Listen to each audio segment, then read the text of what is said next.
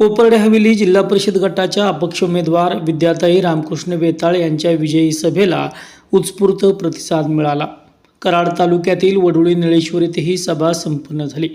यावेळी कोपर्डे हवेली जिल्हा परिषद गटातील हजारो ग्रामस्थ, प्रमुख पदाधिकारी आणि कार्यकर्ते मोठ्या संख्येने उपस्थित होते।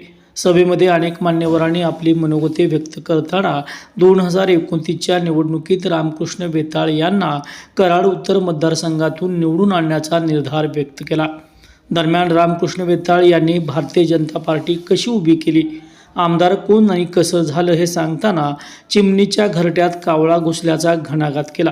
आपल्या खास शैलीत त्यांनी विरोधकांवर निशाणा साधताना चिमणीच्या घरट्यात कावळा घुसला आहे असा घणाघात केला। तसेच खोटा हिंदकेसरी बतावणा करत आहेत, पण त्यावर जास्त बोलणार नाही। मी बोललो तर सगळे काळे धंदे लोकांसमोर उघड होतील आणि तोंड दाखवायला जागा राहणार नाही, अशा थेट इशाराही यावेळी बोलताना रामकृष्ण वेताळ यांनी दिला। अनेक वक्त्यांच्या मार्गदर्शनामधून झालेल्या इलेक्शनचा आपण ओहापोह सगळ्यांनी केला। माझ्या सहित अनेक कार्यकर्त्यांच्यावरती अन्याय झालेला आपण इलेक्शनच्या काळामध्ये आपण सगळ्यांच्या समोर मांडला। आजही काही कार्यकर्त्यांनी झालेल्या परिस्थितीची ओहापोह आज या ठिकाणी केली। परंतु मित्रांनो, आपला विजय हा फक्त आपल्या जिल्हा परिषद गटापुरता मर्यादित न राहता, कराड उत्तर विधानसभा मतदारसंघापुरता न राहता, सातारा जिल्ह्यापुरता मर्यादित न राहता, या विजयाची चर्चा अखंड महाराष्ट्रभर झाली। आणि चर्चा करण्यामध्ये किंवा ही चर्चा घडवून आणण्यामध्ये तुमच्या सगळ्यांचं मोलाचं योगदान। 9 तारखेला निकाल लागला, त्या ठिकाणी अनेक कार्यकर्ते आपले पराभूत झाले। परंतु राजकारणामध्ये विजय कोणी मिळवला, पराजय कोणी मिळवला, त्याच्यापेक्षा लढला कोण, ह्याला अनन्यसाधारण महत्व असतं। मी काय करणार आहे, मी कसली मदत करणार आहे, याचा अजिबात न विचार करता या ठिकाणी मी अपक्ष म्हणून मी पुढे चाललोय। कुठली पार्टी नाही, पक्ष नाही, कुणी पाठीशी नाही, तरी पण साधारण कार्यकर्ते आपल्या प्रपंचाचा विचार न करता, आपल्या राजकीय करिअरचा विचार न करता अनेक कार्यकर्त्यांनी या ठिकाणी माझ्या शब्दाखातर अर्ज भरले आणि त्यांनी निवडणुका लढल्या। त्यामध्ये कोपर्डे जिल्हा परिषद गटामध्ये अनेक कार्यकर्त्यांना भेटण्याचा योग आला। मी गावोगावी गेलो, घरोघरी गेलो, आपले उमेदवार गेले। तो सातत्यानं उरलेल्या 7-8 जिल्हा परिषद गटामध्ये प्रामुख्यानं इकडे सचिन नागरे असेल किंवा त्याची खालची टीम असेल, पलीकडे तिकडे कुलदीप अण्णा, तिकडे सोमनाथ चव्हाण आणि काय कार्यकर्ते त्यांची टीम असेल, उमराज मध्ये अनेक वर्ष प्रामाणिकपणे काम करणारा ऍडव्होकेट महादेव साळुंखे असेल, किंबहुना तिकडे नयन पैलवान आणि त्यांची टीम असेल, माझा सातत्यानं प्रेम करणारा बने असेल, किंबहुना कराड उत्तर मधल्या अनेक जिल्हा परिषद गटामध्ये अनेक कार्यकर्ते। मी काय मदत करणार, काय करणार हे माहिती नसताना सुद्धा भावांचा शब्द आहे म्हणजे आपण निवडणूक लढवायची, आणि ते त्यांनी सामर्थ्यानं लढवली आणि लोकांना दाखवलं आम्ही बी कार्यकर्ते काय कुणाला कमी नाही। त्यामुळे त्यांचं सगळ्यांचं मनापासून धन्यवाद आपल्याला मानायचे। कोपर्डे जिल्हा परिषद गटाचा निकाल आला आणि त्या ठिकाणी आपल्या दोन्हीच्या दोन्ही उमेदवार खालचे पराभूत झाले। अनेक कार्यकर्ते उत्साहाने आले, इथले वैभव होता, विक्रम होता, अनेक 2-3 कार्यकर्ते, सुहास होता, आपण बोलालो धुळ्याचा बोलालो होता। मी त्यांना खोडलो, म्हटलं नाही जमणार। ज्यावेळेला माझा सामान्य कार्यकर्ता पराभूत होतो त्यावेळेला मी माझ्या अंगावरती गुलाल घेणार नाही असं मी सांगितलं। त्यावेळेला बऱ्याच कार्यकर्त्यांना वाटलं की भाऊ आम्हाला नाराज करतायत, अनेक लोकांची इच्छा होती। परंतु मी माझ्या विजयामध्ये आनंद व्यक्त करणारा कार्यकर्ता नाही, किंबहुना माझी बायको विजय झाली पण आनंद व्यक्त करणारा कार्यकर्ता कार्यकर्ता नाही. मला या कराड उत्तर विधानसभा मतदारसंघातल्या सामान्य कार्यकर्त्याला विजय मिळाला पाहिजे, सामान्य कार्यकर्त्याला न्याय मिळाला पाहिजे. माझ्या सामान्य कार्यकर्त्याला हा कराड उत्तर विधानसभा मतदारसंघातला गाडा हाकला पाहिजे. हा उदात्त भाव घेऊन काम करणारा कार्यकर्ता आहे. त्यामुळं अनेक कार्यकर्त्यांना नैराश्य किंवा नाराजी त्यावेळेला आपल्याला पत्करावी लागली. रात्री 9:30 वाजता काही लोक आली आणि माझ्या अंगावरती गुलाल टाकला. मला तो गुलाल घ्यावा लागला. परंतु माझं आजही मन सांगतंय की एवढ्या विजयानं आपण हुरळून जाऊन चालणार नाही. ही लढाई आपल्याला पुढं अजून मोठ्या तयारीने करायची आहे. निश्चितपणे तुम्ही या जिल्ह्यामध्ये सगळ्यात जास्त अपक्षाला उमेदवारांना मतं दिली. 1733 कमी मतं नाही. अनेक जिल्ह्यातल्या नेत्यांनी, महाराष्ट्रातल्या प्रमुख नेत्यांनी माझं अभिनंदन केलं की भाऊ, काय नेते म्हणले, ये तो फाइटर है, फाइटर को कोई रोकवा नहीं सकता. असे नेते मला म्हणले. ही हिंमत कुणामुळे आली? ही समोर बसलेल्या तुमच्या सगळ्या कार्यकर्त्यांच्यामुळे माझ्यामध्ये हिंमत आहे. विजय झाला. भविष्याच्या काळामध्ये आपल्याला चांगलं काम करायचं. अनेक कार्यकर्त्यांच्या मनामध्ये चिंता आहे. भाऊ काय निर्णय घेणार, भाऊंचं काय दिशा असणार, भाऊ कसं करणार, आपलं विकासाचं काय. मी विजयाच्या किंबहुना प्रचाराच्या सभेत सुद्धा तुम्हाला सांगितलं की विकासाची चिंता तुम्ही करू नका.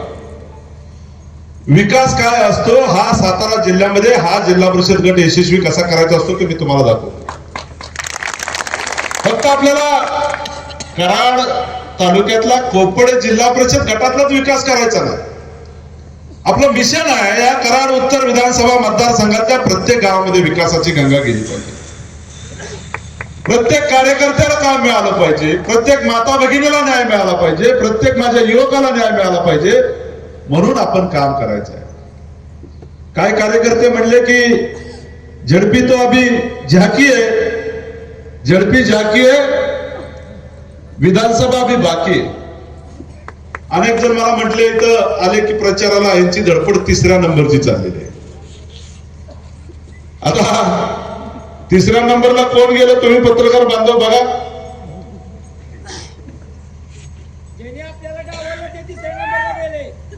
तिसऱ्या नंबरला ज्यांनी आपल्यावरती टीका टिप्पणी केली ते 3ऱ्या नंबरला गेले. का हो?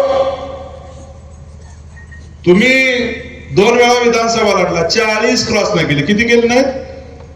42. ज्या वेळेला कराड तालुक्यातल्या जनतेनं ठरवलं, रामकृष्ण वेताळ सारखे अनेक माझे सहकारी सवंगडी तुमच्या बरोबर आले, त्यावेळेला तुम्हाला 40,000 निवडून दिला मी.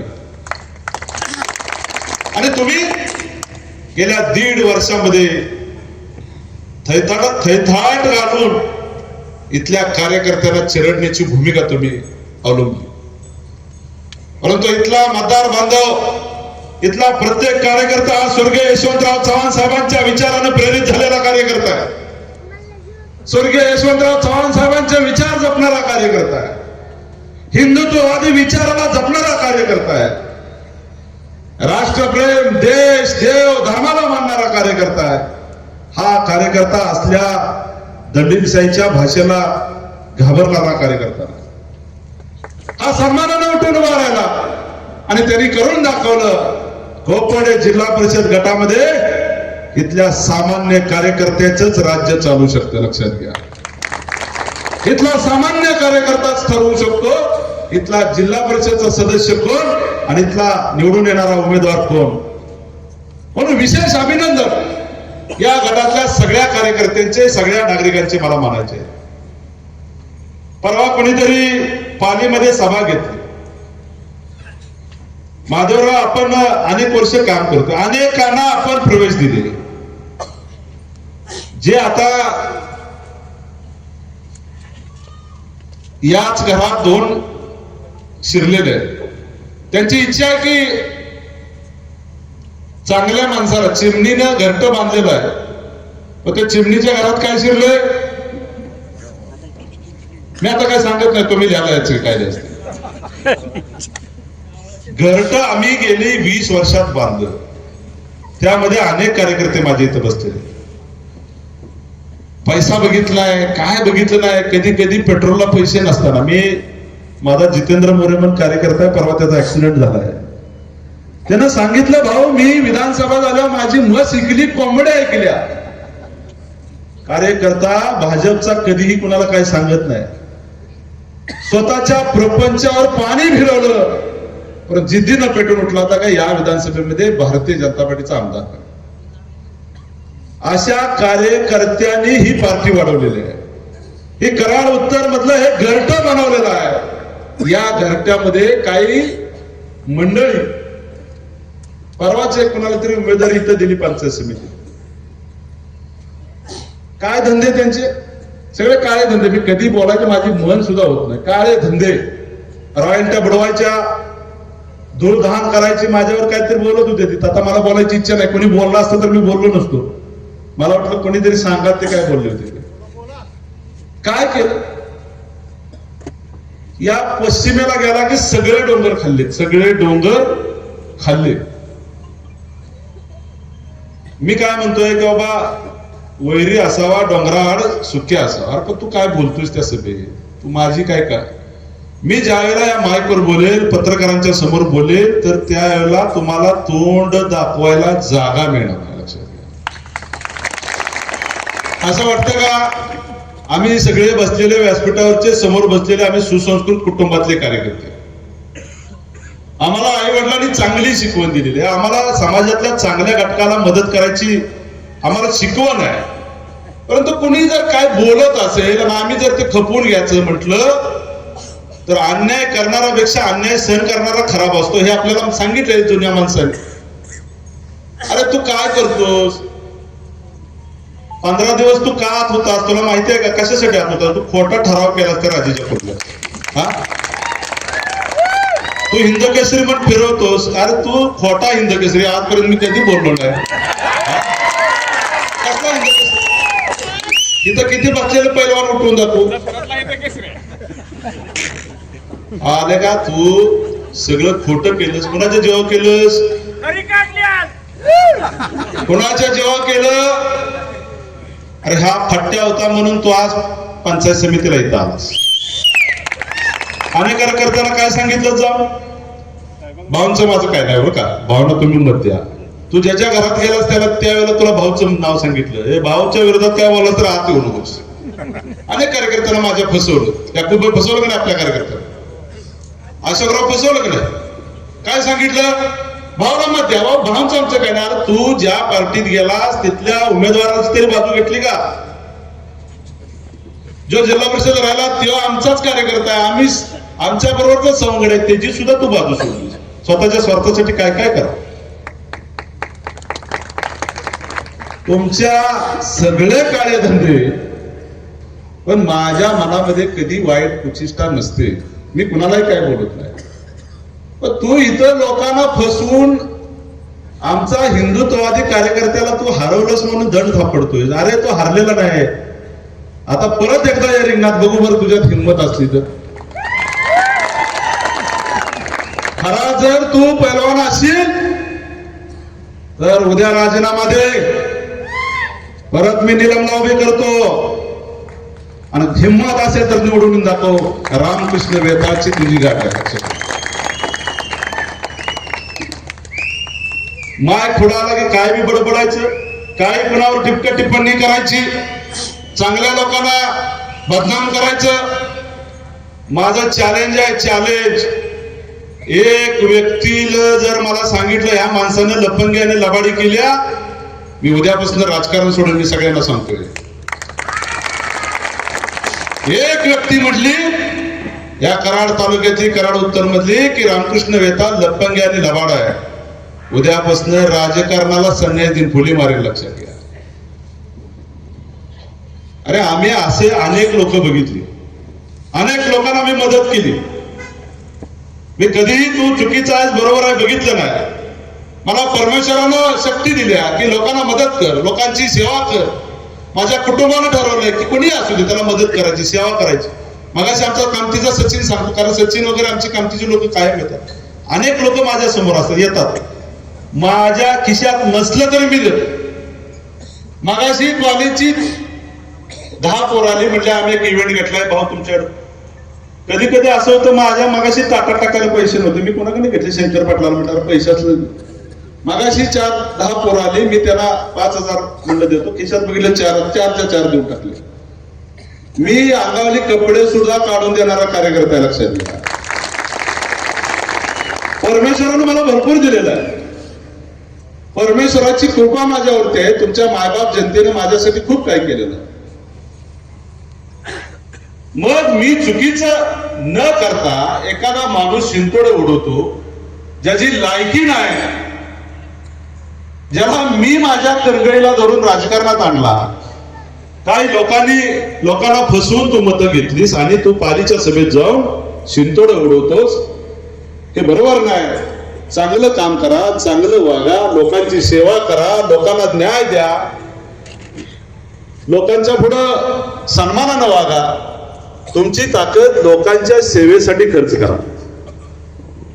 तुमची ताकद लोकांच्या सेवेसाठी खर्च करा. लोकांचे गळे घोटण्यासाठी ताकद शक्ती वापरू नये. हे लोकशाहीने आपल्याला दिलेला अधिकार आहे. लोकशाहीमध्ये प्रत्येक कार्यकर्त्याला आपण मदत करायची असते, नागरिकाला प्रत्येक मदत करायची असते, प्रत्येक माता भगिनीला मदत करायची असते, म्हणून आपण सगळ्यांनी काम करायचं असतं. खर तर मला या व्यक्तीवरती बोलायचं नव्हतं, पण प्रसंग अवतारानं मला बोलावलं. मित्र, हा विषय आपल्या सगळ्यातलाच नाही. कुणाची टीका टिप्पणी करणे, कुणाला नालस्ती करणे आपली संस्कृती नाही. मी देव देश धर्मासाठी काम करणारा कार्यकर्ता. रस्ते झाले पाहिजे, गटर झालं पाहिजे, चांगलं पाणी मिळालं पाहिजे, लोकांच्या हाताला काम मिळालं पाहिजे, माझ्या माता भगिनीच्या हाताला काम मिळालं पाहिजे, युवकांच्या हाताला काम मिळालं पाहिजे, यासाठी सातत्यानं धडपडणारा कार्यकर्ता मी आहे. अनेक कार्यकर्त्यांना चिंता पडली असेल की इथं काय होणार आहे. तुम्हाला माहिती नाही, या राज्याच्या मुख्यमंत्र्याचा डायरेक्ट आशीर्वाद आपल्या मागे, लक्षात घ्या. या जिल्ह्यात कुणाचीच हिंमत नाही रामकृष्ण वेताळाचा वार वाढवायची, लक्षात घ्या. आपले नेते सक्षम आहेत आणि नेता ज्यावेळेला खंबीर आपल्या पाठीशी उभा असतो त्यावेळेला काही गोष्टीची चिंता करण्याची गरज नाही. विकास, मगाशी दयाभाऊनी सांगितलं, दयाभाऊ तुम्हाला 8 दिवसात ते 10 दिवसात लक्ष्मी मंदिराच्या पुढचा सभामंडळ मंजूर केला जातो. पहिल्या डीपीडीसी मध्ये तुमचं स्ट्रीट लाईटचं जे 70 खांब आहे त्याचंही काम मंजूर केलं जाईल, चिंता करू नका.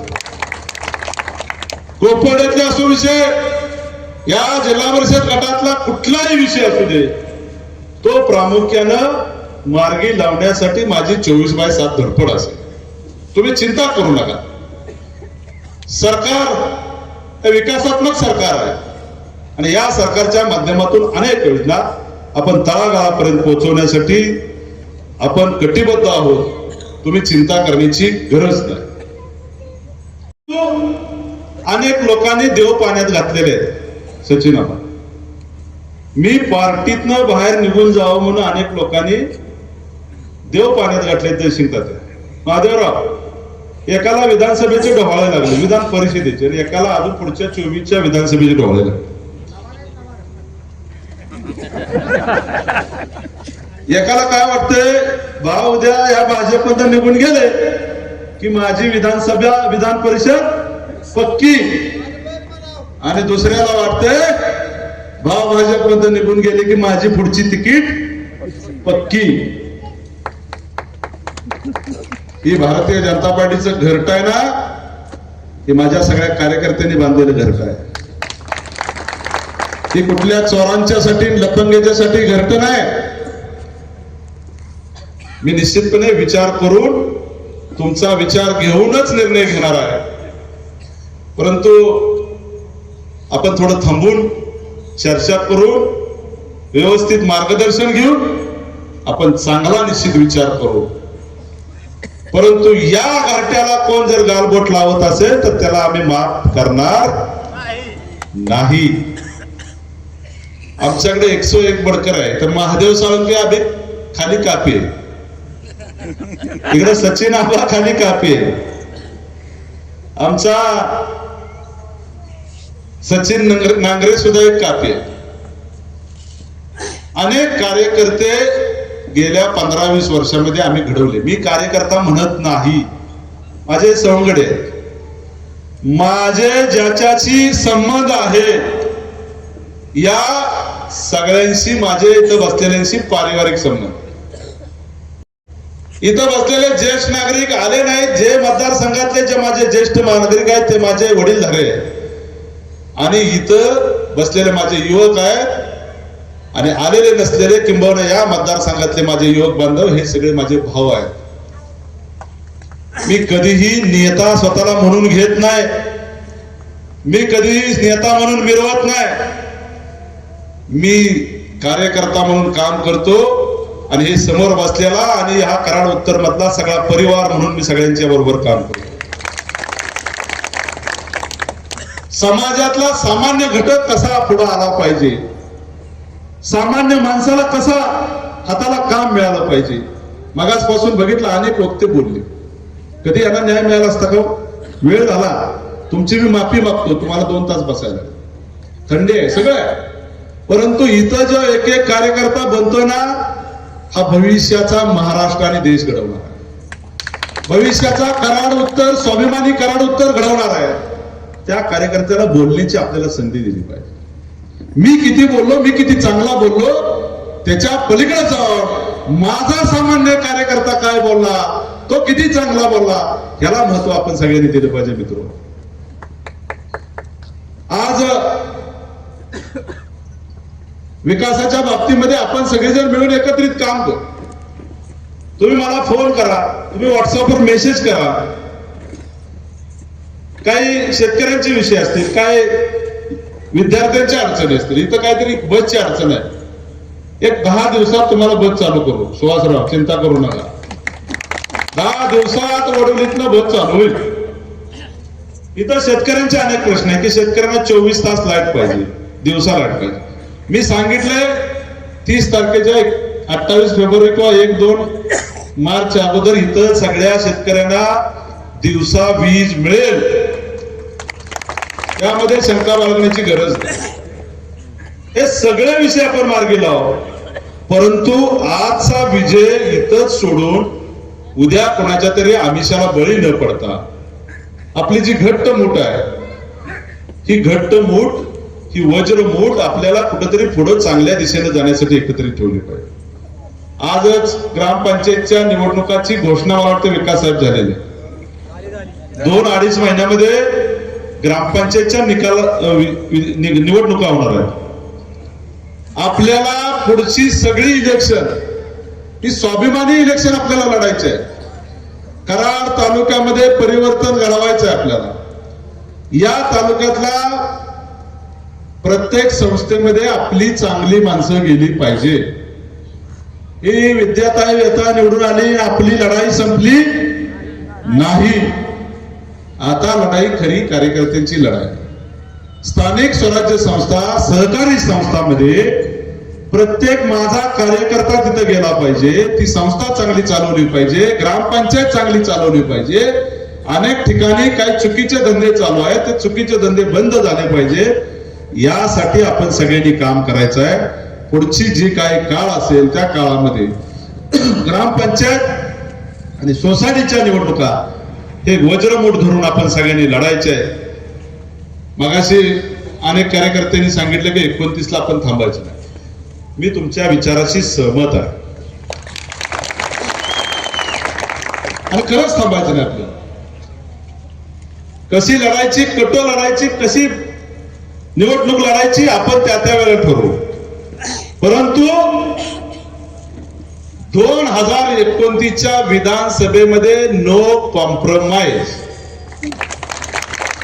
आता आपल्याला काय देऊ नाही देऊ, काय दिलं नाही दिलं तरी आपण खुश आहे. परंतु जसा आपण आता जिल्हा परिषदला जनतेच्या कोर्टामध्ये जाऊन आपण निकाल मिळवला, तसाच 2029 ला सुद्धा आपण जनतेच्या समोर जायचं, लक्षात घ्या.